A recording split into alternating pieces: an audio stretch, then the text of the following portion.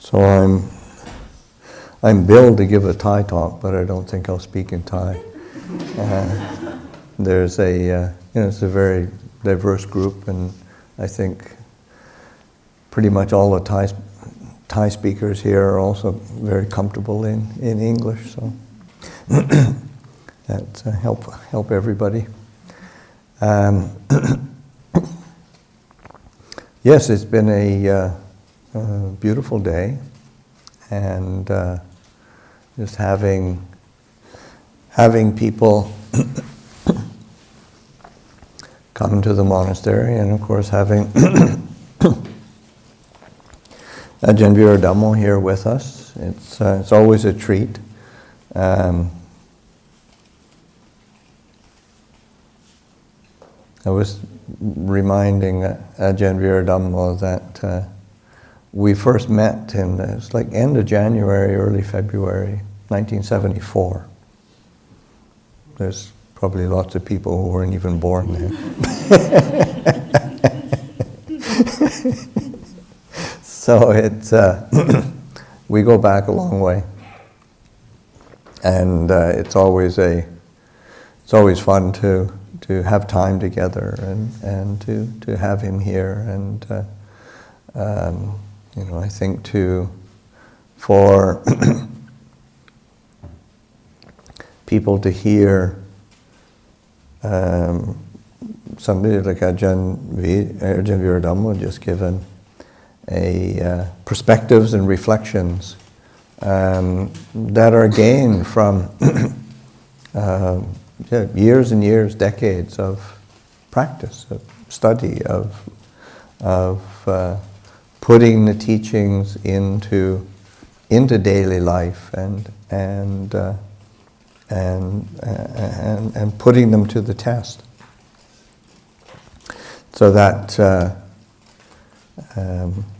I do remember one time sitting with Ajahn Chah and Ajahn Viradhammo talking about, with Ajahn Chah, we were on a train together going down to Bangkok, sitting with Ajahn Chah, and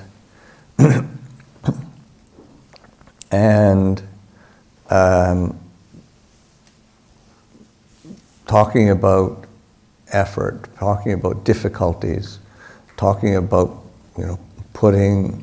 applying oneself, really applying oneself to practice, and the difficulties that come from that, and Ajahn Chah just can you not just learn how to practice like an earthworm? You're just trying to do so much and accomplish so much, and just put your head down and go like an earthworm. And Ajahn Chah, he was giving the whole sort of, that earthworms don't know where they're going, but they just keep going. Just put your head down and keep going. So it was just a wonderful, one is a beautiful image, but it was very typical of Ajahn Chah and his ability to use very very earthy similes,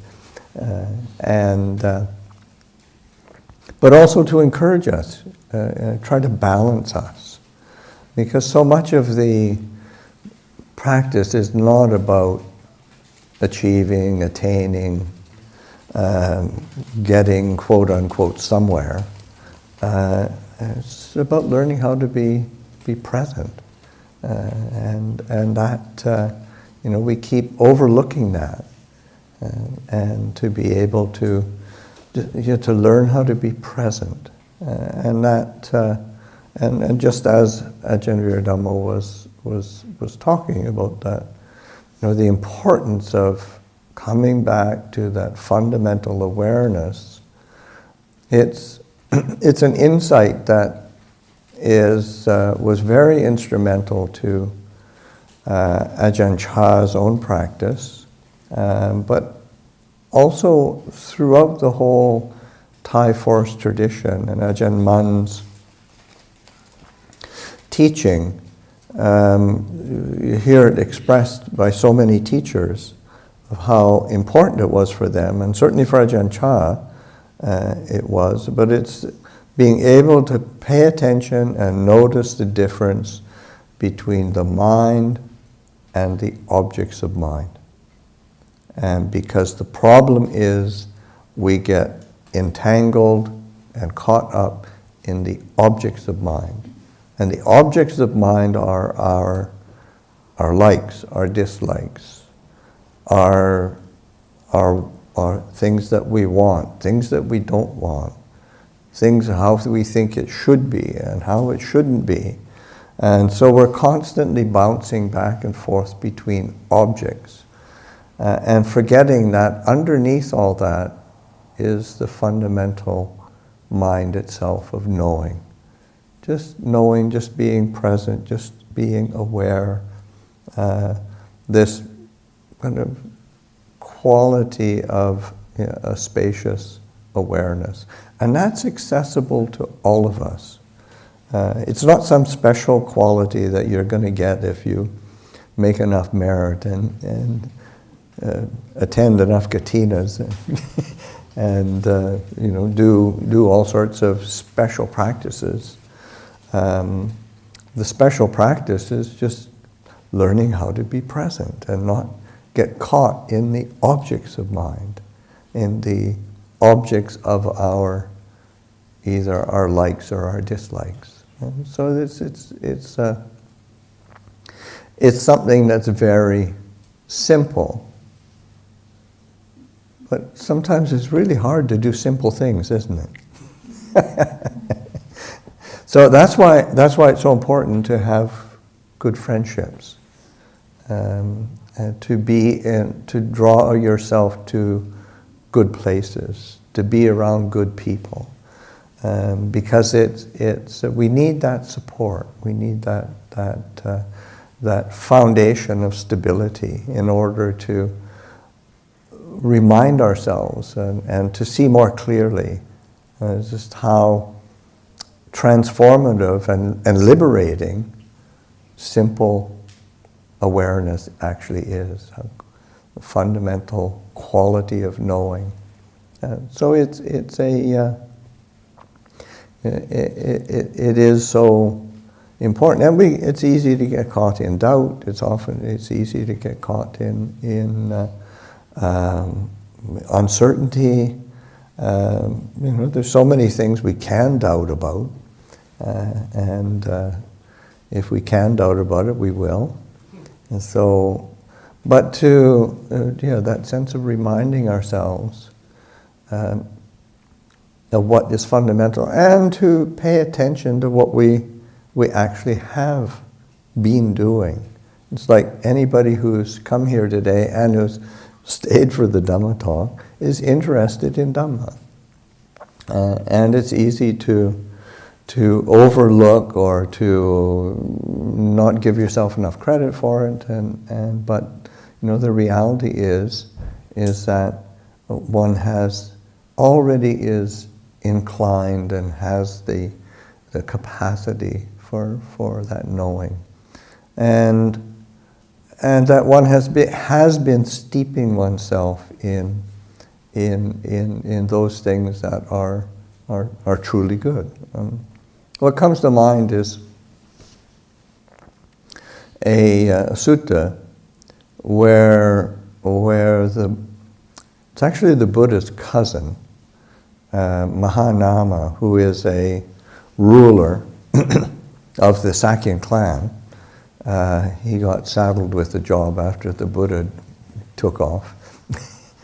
But he was very devoted, and he was seen as somebody who was he had some accomplishment. But even he was doubtful of himself. And he came to the Buddha one time and said, I'm just really worried. Sometimes I come in, my mindfulness isn't always sharp. My mindfulness isn't always so present. And what would, and if sometimes I come into town and there's all sorts of busyness and people. What if an elephant came rushing out and stampeded over me, or a horse galloped over me, or a chariot came along and ran me over? I don't know if I'd have the mindfulness. What would be my destination if I wasn't really fully aware and fully clear? And the Buddha was sort of, don't worry about this. Mahanama said, you've lived a life that has been steeped in faith. You've got confidence. You've been ethical. You've led a moral life.